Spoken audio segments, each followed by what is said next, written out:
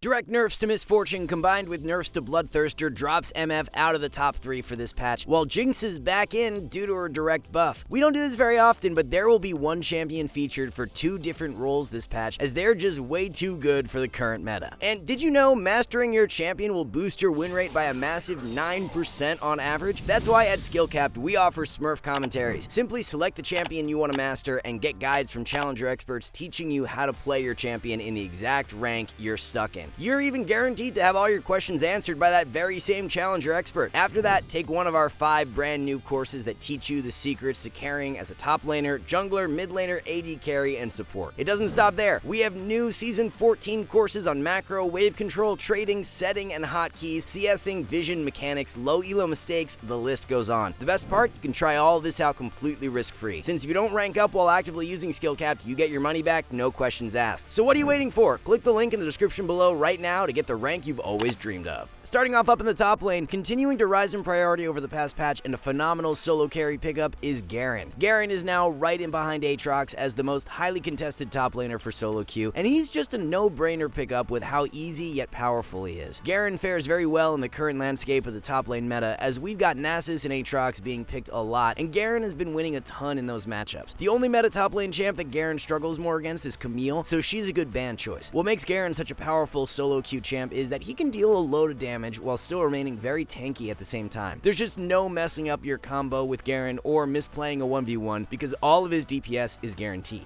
Taking out a squishy target with a single rotation of spells is not difficult at all when you have your 2 core items, and with W active it's almost impossible for enemies to fight back. The core build that you'll be running on Garen revolves around Stridebreaker and Phantom Dancer, and it's situational from then on out. Conqueror and Phase Rush are both very strong keystone options for Garen. Phase Rush is almost always going to be great value for Garen, so it is the cookie cutter page we'd advise you run, but against comps that don't have much kiting power or mobility, you can get away with Conqueror. The solo queue top lane meta will be minimally impacted by the 14.18 changes, so you can continue playing Set to some great success. Ever since Riot added Overlord's Bloodmail to the game, Set has been a staple on the top lane solo carry list. Set is such an incredible fighter top laner for solo queue because there are so many ways in which he can impact the game. Champ can both split push and team fight very well, so adapting to how the game is playing out works great with Set. Something that will really take your Set to another level is if you can always be thinking about looking for potential flank angles. If you can get in behind the enemy carry, Set is one of the most devastating champions in the game because you can use your ultimate to slam the enemy carry right back into your team. With Flash and R available, Set is one of the best champs at singling out a fed carry, which means even if the enemy ADC ends up getting ahead, if you're doing well yourself, that should be enough to nullify the enemy's bot lane advantage. This is something that makes both Set and Garen really great for solo queue because they're champs that have a relatively easy time dealing with fed squishies. Worst matchup for Set in meta is Volibear, so he's who we'd recommend you ban out. The core build that you'll want to be running on Set consists of Stridebreaker into Hullbreaker 2nd and Overlord's Bloodmail 3rd. As for the rune page, it's Conqueror with Triumph, Alacrity, and Last Stand, followed by Second Wind and Overgrowth for secondaries. Now, if you want to delve into a slightly more skilled top lane champion who's extremely powerful in meta, then Aatrox is the pick. There are a few top lane champs in the game with as potent of a skirmish as Aatrox if he can manage to land all of his Qs. This makes Aatrox very rewarding to master and gives skilled players an incredible amount of solo carry power. As long as you're doing well yourself, there's almost always an angle to win with Aatrox because of how insane his skirmish really is. There are 2 good bans to consider when picking Aatrox right now, as both Garen and Fiora are more annoying matchups. There are a ton of viable builds that you can run on Aatrox right now, as Lethality and Bruiser are both really strong. Lethality will generally be better suited against comps that have more squishy champions, while Bruiser is going to provide the most value when up against other bruisers or tanks. Best rune setup for Aatrox revolves around Conqueror with Triumph, Haste, and Last Stand, while Second Wind and Revitalize are for secondaries. The solo queue jungle meta is going to remain pretty similar to where we had it last patch, with Udyr kicking off the top 3. Udyr is one of the best skirmishing junglers that you can play right now, as his early to mid game power spike is incredible. You get your R fully maxed out and have the spell running, dealing a ton of damage with the Liandry's burn constantly proccing. Throwing your empowered R down on an enemy carry in a skirmish not only deals a ton of damage, but it takes no skill at all, and it also slows the enemy for a crazy amount. The core build that you'll want to be prioritizing right now consists of a Liandry's rush into Deadman's Plate 2nd. Udyr struggles more against champions who have strong peel power, so banning out a support like Lulu is a good idea. For the rune page, it will be Conqueror with Triumph, Haste, and Last Stand, while Free Boots and Approach Velocity are for secondaries. Back in the top 3 for jungle for another patch, as the best assassin jungler is Kha'Zix. Over the past patch, Ka has now spiked to holding one of the highest play rates for any jungler in solo queue, only behind Lee Sin, and it's for good reason. The champ has been on the rise ever since 14.11 when his Q was directly buffed, and then what really tipped tipped the scale were the repeated buffs to Dark Harvest. For the longest time, First Strike was the most popular keystone rune for Kha'Zix, but that has now changed with Dark Harvest finding really good success. The rune page in specific that many high elo Kha'Zix players are prioritizing right now consists of Dark Harvest with Sudden Impact, Eyeball Collection, and Treasure Hunter, while Free Boots and Cosmic Insight are for secondaries. There are many variations to Kha'Zix builds right now, as you can rush Ghost Blade into Opportunity to accelerate an early lead, or go Profane Hydra to power farm up into the mid game. One meta jungler who you may want to consider banning is Amumu, because if you don't hard snowball the early game, it's going to be hard to out-impact him in later game fights. And rounding out the top 3 for jungle is going to be the best teamfight jungler that you can play right now, being Amumu. Amumu and Lilia have been neck and neck over the past few patches here, but now that Lilia is quite heavily nerfed for 14.18, Amumu priority should shoot up if you're looking for that teamfight jungle pick. It's the mix of damage, tankiness, and crowd control that makes Amumu such a powerful solo queue champ right now. Many champions have 2 out of those 3 traits, but Amumu possessing all 3 is what really sets him apart. By rushing the Liandry's, you're a legitimate threat to completely take out enemy squishy champions by yourself, but can also just play to peel for your fed carries if the enemy comp has some heavy dive. The standard 2-item core that works great for most games on Amumu is Liandry's and Sunfire, and then it's situationally tanky from then on out. With Amumu, it's much more difficult to be impactful if you don't have easy access onto the enemy backline, so banning out a good peel support like Lulu is good value. Here's what your rune page should be looking like, as it's Conqueror with Triumph, Haste, and Last Stand, while Cheap Shot and Ultimate Hunter are for secondaries. So making an appearance in both the top lane and mid lane top 3 for this patch is Garen. We've seen Garen mid pulled out in pro as of recent, along with the Nasus mid, and even though Nasus is nerfed pretty hard for this patch, Garen avoids any nerfs at all. So if you guys want some easy elo right now, then just start queuing mid primary and top secondary and have Garen as your pick. Top lane Garen is super good right now, but mid lane is even better. You just got more snowball potential with Garen mid, because the champs you'll be laning against will be much easier to 100-0 when you have level 6. Some of the matchup stat lines for Garen mid right now are just off the charts, as he's winning over 55% of the time against Yasuo, Katarina, Zed, and Fizz. If you're someone who hates playing against Yasuo and Yone in solo queue, then being able to pull Garen mid out as a pocket pick can completely shut them down. The one matchup you may want to consider banning if you intend on playing Garen is Lissandra, as her point-and-click lockdown makes it difficult to be the aggressor. 2 core items for every game will be Stride Breaker and Phantom Dancer, and then it's situational from then on out. In melee matchups, running Conqueror is going to be more consistent, but if you're playing into a ranged mid or a mid laner with a ton of mobility, that's where Phase Rush can provide better value. After being adjusted for a few patches in a row, Sylas has settled out in a great spot for solo queue and is back in the top 3 for 14.18. A really nice perk to this current iteration of Sylas is that you can play him either as more of an assassin or a fighter, depending on what the enemy comp consists of. Going all out Glass Cannon with Lich Bane into Shadow Flame and then running Electrocute for the Keystone rune has incredible snowball power and will work great into more squishy comps. Now, because Riot ended up adding some health scaling on Sylas W heal, it's made an AP Bruiser build where you go Rocket Belt into Cosmic Drive completely viable as well, and this one is going to be best suited in games where the enemy comp is more durable. With Lissandra coming back into meta for mid lane, even with her getting nerfed for this patch, it is a good value ban for Sylas right now, as her lockdown makes it more difficult to play out skirmishes how you'd like. Sylas really thrives when he's able to stick around in fights and use W off cooldown to constantly heal up, so champs with reliable crowd control are who can spoil those plans the most. And for our third solo carry mid of the patch, we've got Naafiri. Naafiri fits in really well for solo queue right now, as her meta matchups are great and she's pretty simple to pick up. The one matchup that has come into meta as of last patch that can be more difficult for Naafiri to play into is Lissandra, so she's a good ban to consider. Most other assassins have much higher skill floors than Naafiri, but hers is quite low, which means you won't need a ton of games to start seeing good results on her. The point and click engage with W makes her assassination plays very consistent and allows you to easily isolate the enemy carry. Laning of Naafiri is quite good compared to most other melee assassins because she has the poke power from Q. You can play back at a safer range with Naafiri and whittle the enemy down with Q, and then eventually just walk up and use W when they are in lethal range. This poke from Q can be amplified even more by running Comet for the Keystone rune, which is something that our challenger player Hector ran in his recent full game commentary. The standard build for Naafiri consists of an Eclipse Rush into Profane Hydra 2nd and Cyrilda's Grudge 3rd. ADC meta is on the move again for this patch, as we've got Jinx back in the top 3. Jinx has actually been directly buffed for this patch, with her attack speed growth going up, which is kind of strange considering she hasn't been in a bad spot as of late. Over the past patch, Jinx has become even more versatile because she can opt for either lethality or crit. Lethality build is going to suit you best in games where the enemy comp is super squishy, where the upfront burst damage will be more valuable. Against tanks or bruisers though, where you'll need to be autoing more to take them down, running crit is still the way to go. Being that Jinx is an ADC who lacks a gap closer, using your ban on a meta dive champ like Kha'Zix or Zed is good value. With Fleet getting nerfed against again this patch, it's going to make PTA even better value on Jinx, so it should be the keystone you prioritize more. Another ADC who should gain some indirect strength for this patch and back in the top 3 is Kai'Sa. Draven and MF both losing power due to Bloodthirster nerfs, and Jhin losing strength with the fleet nerfs should help Kai'Sa close the gap. It's kind of interesting right now because in theory, Kai'Sa should perform better with melee supports that help her apply her passive faster, but she's actually finding way better success with Senna and Nami. This is definitely due in part to the fact that both Senna and Nami are quite strong in meta, but Kai'Sa has over a 54% win rate with both of them, which is incredible. Nautilus is the most common support played with Kai'Sa right now, but that duo win rate is actually terrible at only 47%. Kai'Sa's early game is where she can be exploited a little bit more, so using your ban on an ADC like Draven, who has a much stronger early game, is a good idea. The core build that you should be running on Kai'Sa consists of a Shiv Rush into Rageblade 2nd and Nashor's 2 3rd. For the rune page, it's Press the Attack with Absorb Life, Alacrity, and Cut Down, while Free Boots and Biscuits are for secondaries. And rounding out the top 3 for ADC, maintaining his spot from last patch will be Jhin. Even with the nerfs to Fleet,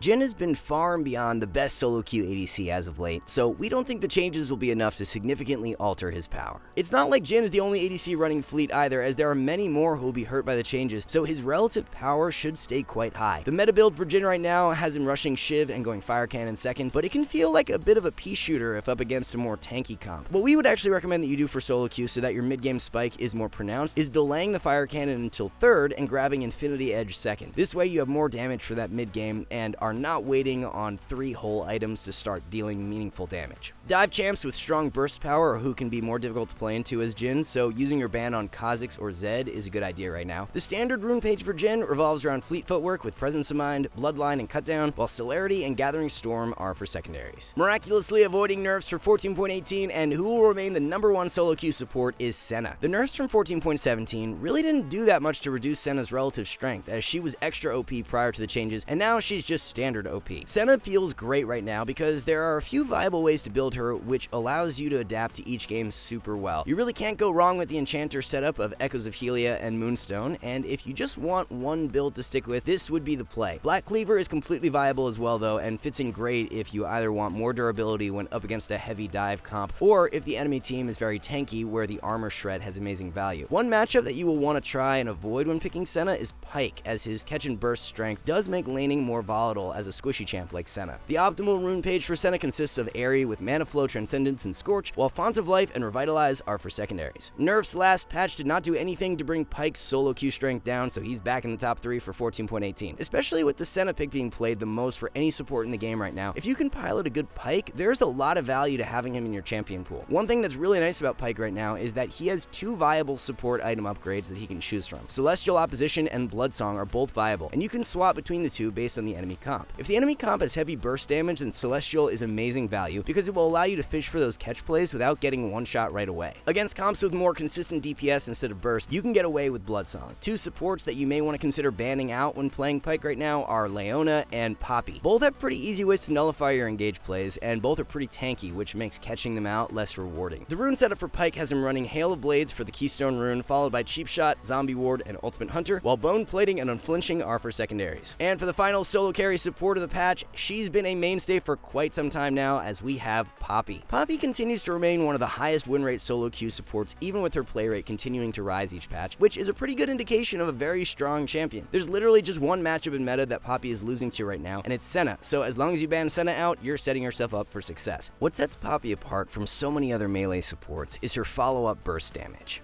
Stunning an enemy up against a wall, getting 3 quick autos off with Hail of Blades, and using your Q will chunk squishies extremely hard and have you winning every single trade. Many other supports don't have any issues finding those catch plays, but where they do struggle more is actually finishing off kills without the help of their team. Especially once you complete Bloodsong and Deadman's Plate, the mix of tankiness and damage output is really nice. Here's what the full rune page should be looking like, as it's Hail of Blades with Sudden Impact, Zombie Ward, and Treasure Hunter, while Hex Flash and Cosmic Insight are for secondaries. Alright guys, one last thing, our rank up guarantee is insane. It's like signing up for the gym and getting a refund if you don't get ripped. That's how confident we are in SkillCapped. We obsess over making the best guides with top players, rigorous testing, and top tier video editing to make your climb easy. If you're ready to level up, visit SkillCapped.com and see the difference. So there we have it guys, a complete look at 3 of the best solo queue champs for every role in 14.18. Thank you so much for watching, and we'll see you in the next one.